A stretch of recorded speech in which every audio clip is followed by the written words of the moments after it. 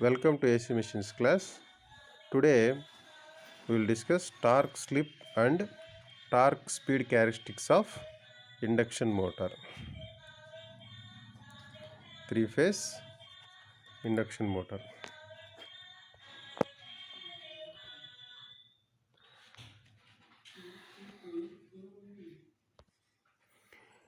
We know torque equation T is equal to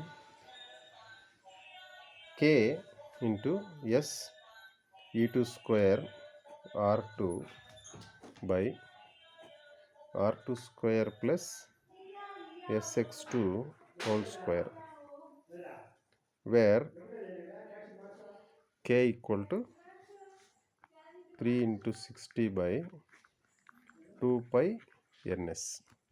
So here T is the torque expressed in Newton meters, K is a constant which is equal to 3 into 60 by 2 pi ns, ns is the synchronous speed, S is slip, and E2 is the induced EMF of rotor at standstill. R2 is the rotor resistance and X2 is the rotor reactance, standstill reactance. Okay, so now we have to draw the torque slip and torque speed curves. That means we have to compare the torque values with respect to different values of slip. We know slip S equal to ns minus n by ns. Okay, so from this, if speed n equal to 0, then slip equal to 1, because when n equal to 0, ns will get cancelled, then slip will become 1. Okay, if n equal to ns, that means if the speed is equal to synchronous speed, then slip equal to 0. Okay, because if n equal to ns, then ns minus ns will become 0, therefore 0 by anything is 0. Okay, so the maximum value of slip is 1 and the minimum value is 0. So we have to draw the curve by taking a slip in the x-axis and torque in the y-axis, like this. Slip in the x-axis and torque in the y-axis. We have to draw the performance curve. Okay, so in this we will consider 5 points of slip. That is, first point 5 points and 2 regions. That is, first we will consider first point when slip equal to 0, what happens, and second one when slip is low value, when slip is very low, and the third one when uh,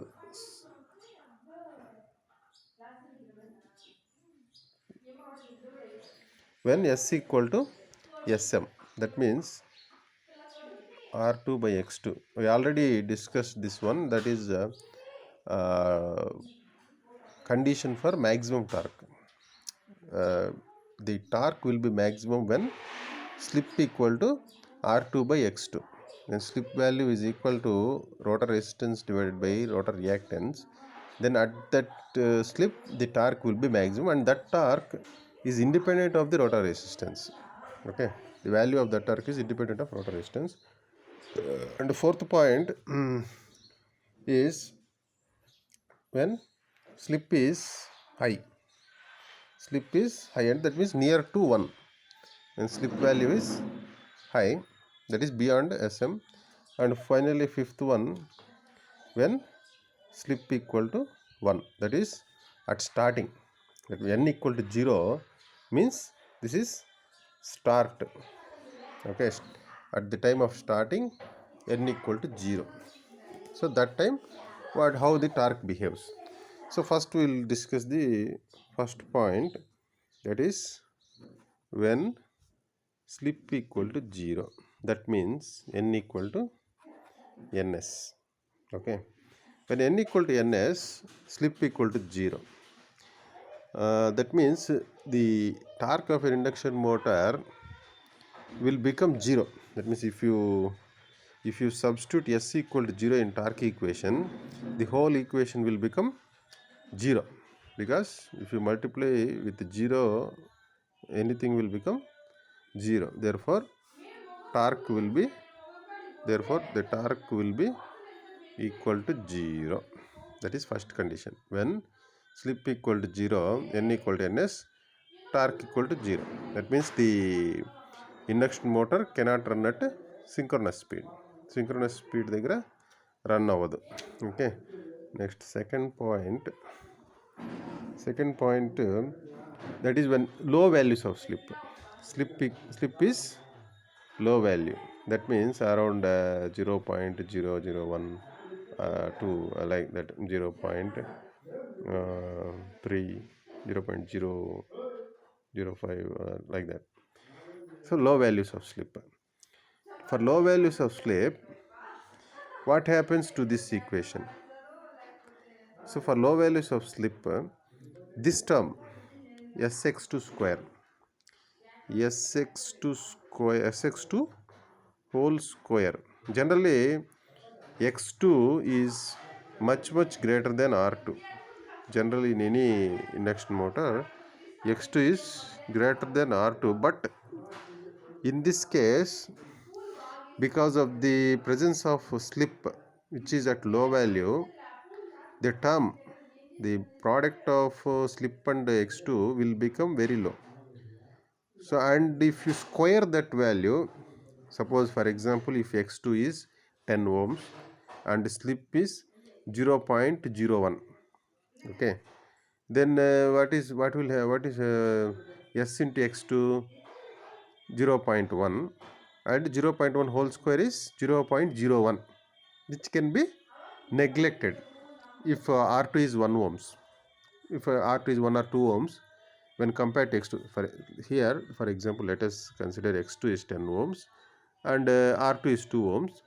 So if r2 square is 4, if r2 is 2, r2 square is 4, and sx2 is 0.01,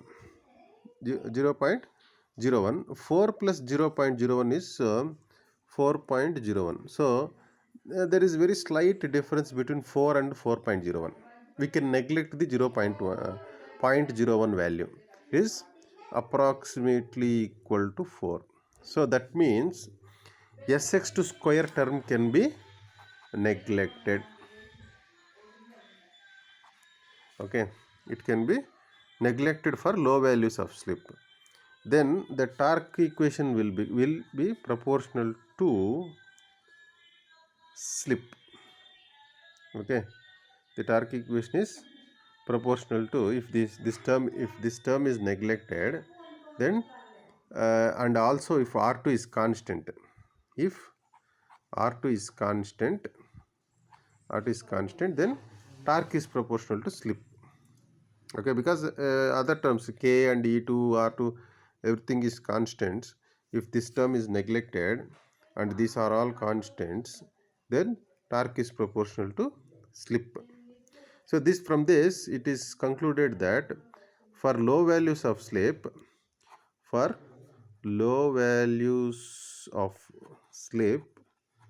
torque slip curve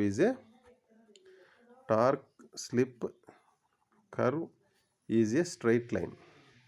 Okay, if anything is directly proportional to straight line, if anything is directly proportional to any variable is directly proportional to another variable, then the graph drawn between those two variables is straight line. You all know that. Okay. And okay, let's draw that curve. I will draw the curve here, that portion of the curve. let us take the slip in the x-axis and torque in the y-axis. Slip has no units, but torque units is Newton meter. Okay, let start. The slip starts from 0 to 1. Okay, 0 to 1 value. Slip will increase in this direction, and torque increases in this direction up to T max. T max. T max, maximum torque. We know maximum torque. What is maximum torque? Value of T max.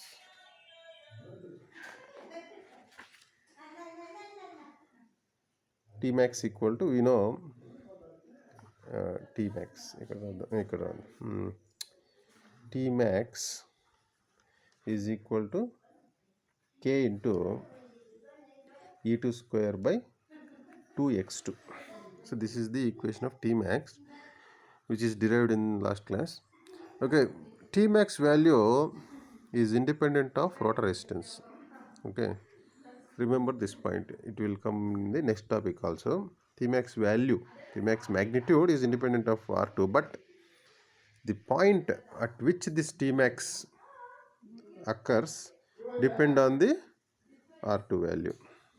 That means the slip SM depends on the R2 value, but T max magnitude doesn't depend, is independent of rotor resistance. Okay, now we'll draw the graph for low values of slip, that is for this region. Let us take here, it is SM, that means slip at maximum torque. SM is the slip at maximum torque, which is equal to R2 by X2. For example, if R2 is 2 ohms and X2 is 10 ohms, then it occurs at 0.2. Okay, 0.2. If, for example, I am just giving the example. Okay, 0.2 at slip value 0.2, it will come.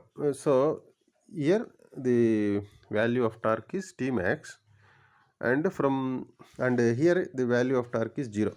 This is first case, when slip equal to 0, torque equal to 0. Here this one, when slip equal to 0, torque equal to 0. Okay, so this is 0 and this is maximum torque.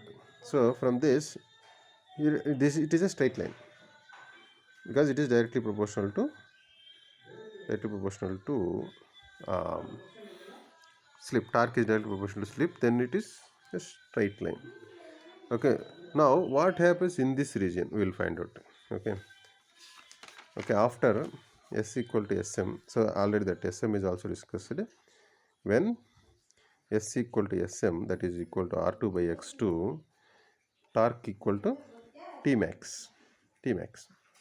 Okay, now fourth one is when slip is high. When slip value is high, then what happens? That means beyond near to 1, when slip is approximately more than 0.5, then what happens? Then the Sx2 square value cannot be neglected, because if S equal to suppose 0.9 or 0.8, then 0.8 square is 0.64, which is into 10 means 6.4 ohms will come. So cannot neglect 6 ohms when compared to 4 ohms, which will become 10 ohms. So, and if R2 value is very small, and I take 2 ohms, we can neglect R2 square when compared to Sx2 whole square. Here, in this case, when slip equal to high value, R2 square value can be neglected. Usually, it is much greater than, not 10 ohms.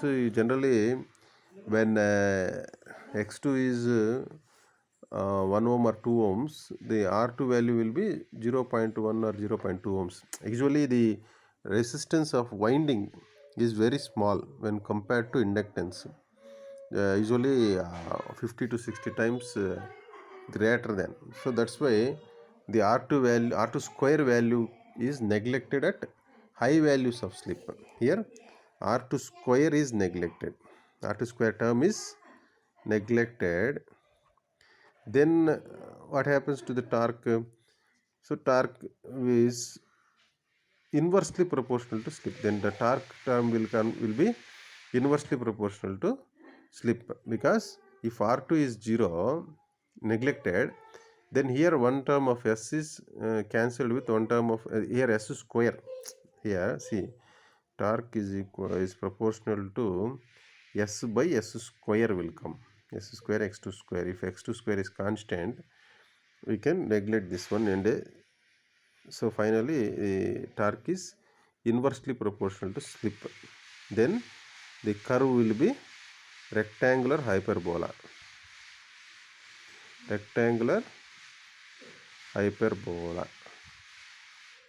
Okay, so that means at this part the curve will be a rectangular hyperbola, and at this point, that means this is starting when slip equal to 1, that means n equal to 0.